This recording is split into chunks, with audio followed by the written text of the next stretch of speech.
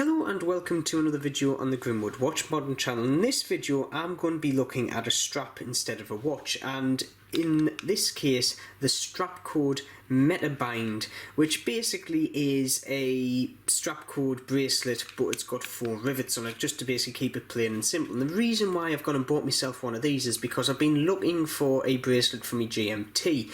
I went to the ADs and I inquired there for an original Tudor and they quoted us £650, so I walked out of that shop quite quickly. And I do have one already on my BB58, so I thought, right, I'll get one of these Strapcode versions. It's a hell of a lot cheaper and see what they are like. Looking at the bracelet itself, it comes basically with a small card which basically goes over the installation. It's basically, if it doesn't fit, this is a few little kind of pointers to say what you should be looking at to see. Solid end-link bracelets sometimes are a right pain to fit anyway, so it is handy to have, but basically that's all the information you get with the strap. The strap itself comes in obviously a nice little bag, and we obviously have 2 protectors either end. But like I say, I've had Strapcode bracelets before and they are quite decent quality, and this one, I would dare say, is no different. Now, when I'm unpacking this, I'll just go over the pricing. Now, these bands range from $99.99 to $155. Now, the basically all 22mm, but they come with different end links to suit different watches, and they do the black base series in the 22mm. They don't do the 20mm for obviously the 58 and the other Tudors. They also do versions for the SKX and Turtle models, and they also do a straight end link as well. So if you don't want a fitted end, or there isn't a watch there that will take one of their kind of custom made ends, you can just get a straight link and it'll fit on any 22mm watch lug, so that is good. However, the Tudor bands are the most expensive, and this one here was $129.99. However, once I started putting taxes and shipping on that, that then quickly raised to $184, which I think came to around about £148, which is quite a chunk of money. However, in the whole scheme of things, compared to the original bracelet for a Tudor, that is a hell of a saving. So, like I say, I've took the ends off. You do get some spring bars in each end there, as you can see. A very nice clasp as well, which will just kind of... But what I'll do now is I'm going to bring in my Black Bay GMT, I'm going to fit it on, and I'm also going to size it to my wrist, and we shall see how it compares. And here we are 24 hours later, and before I get on to how this bracelet wears on my GMT, just a few things I might have missed out at the beginning of the video. So firstly, the 22mm does actually taper down to 18mm at the clasp, which is very reminiscent of the original that you would have got with this GMT if you selected it. The other thing is there is an option on each of these bracelets to have polished centre links. They are slightly more expensive, but if you want that different kind of two-tone polished and brushed look, you can get it, and personally I just prefer the old brushed look and it's cheaper. However, wearing this bracelet on the wrist with this watch, it wears superbly, very very comfortable, and the look of it I think is spectacular. The only thing I am a bit let down with is the clasp is a bit bland, it's a bit sterile. However, most of the time people are going to be viewing this watch on top of your wrist or at the side at a glance. You're rarely going to be seeing the underneath, so I'm not really too bothered about that. So with that, I'm now going to get into the good and bad points of this bracelet. So first thing I'm going to go over is the good points, and as I go through the good points I will be comparing the Strapcode bracelet with the OEM one, just to go over what differences there are and what things I prefer between the two bracelets. And I'm quite surprised that I actually prefer quite a few things on the Strapcode bracelet over the OEM one, but I will get onto that in due course. So the first thing that I actually prefer on the actual Strapcode bracelet is the fitting onto the actual case of the watch. Now, the first thing is the step in between the actual top surfaces of the actual end link and the actual case is non-existent. There is literally no step there whatsoever, and the fitting to the case, actually the main body of the case, is superb.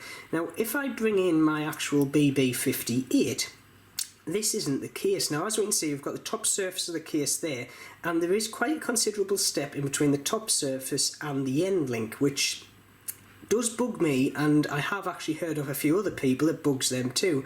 And I think for a watch at this price point, this is an area they should have really looked at in the case of Tudor, to try and get that step as minimal as possible. And I think Strapcode have actually done that quite well. Now, I have actually contacted a mate of mine that has a GMT on an original bracelet, and he has confirmed he has that step on the GMT as well. So it doesn't just affect the BB58.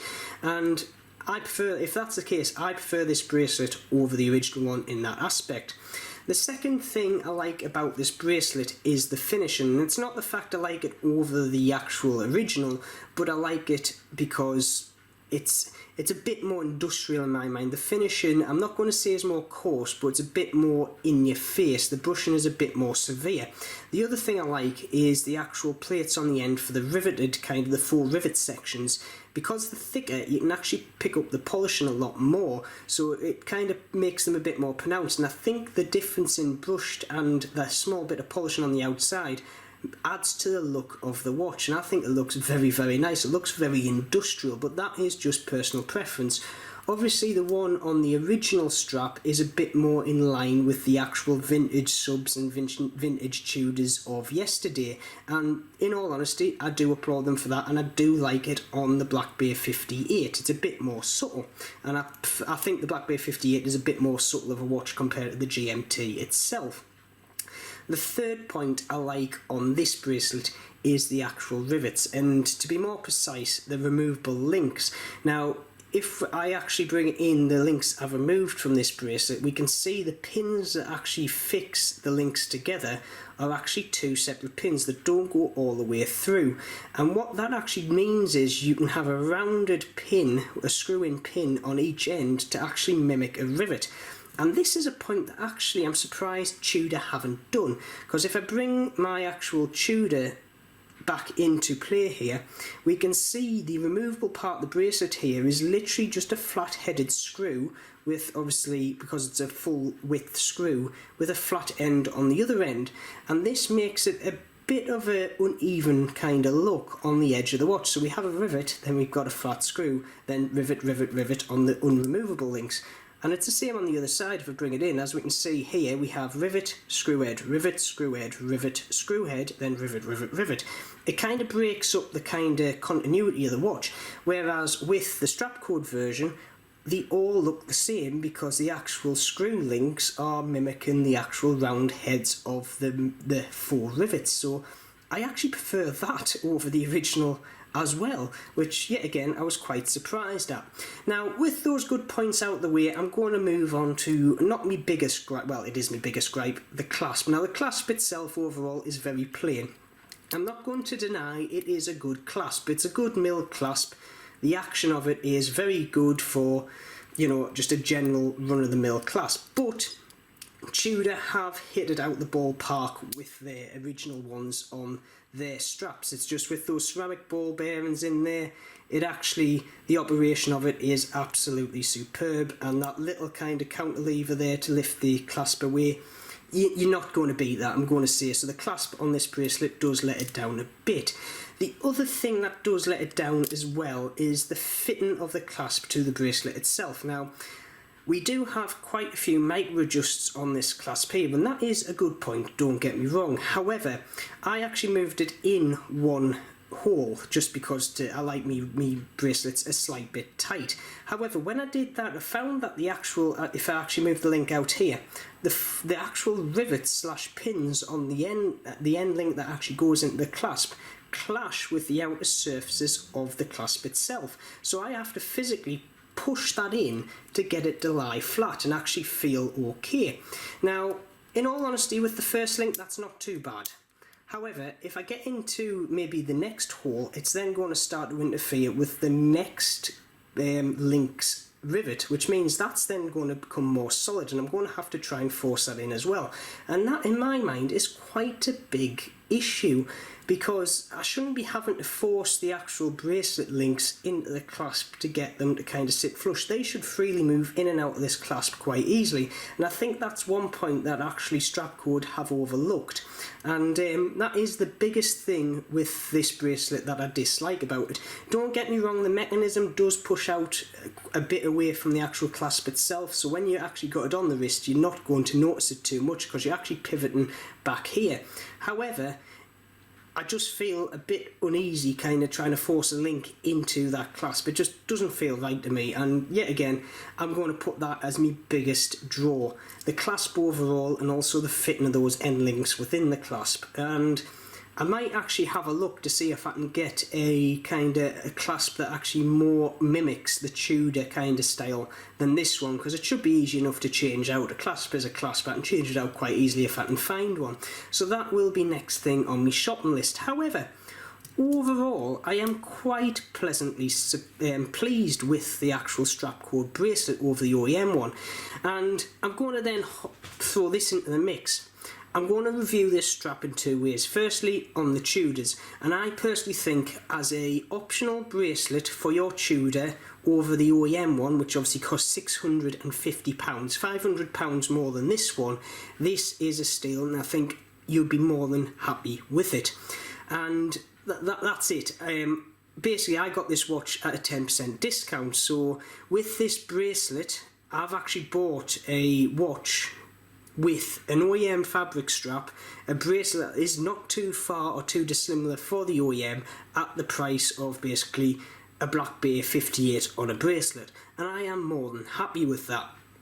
However, let's say you had an SKX and you wanted this style on the SKX with the fitted links. Now, working out the price for the SKX version of this bracelet, you're going to be paying around about £125, £130 if I recall.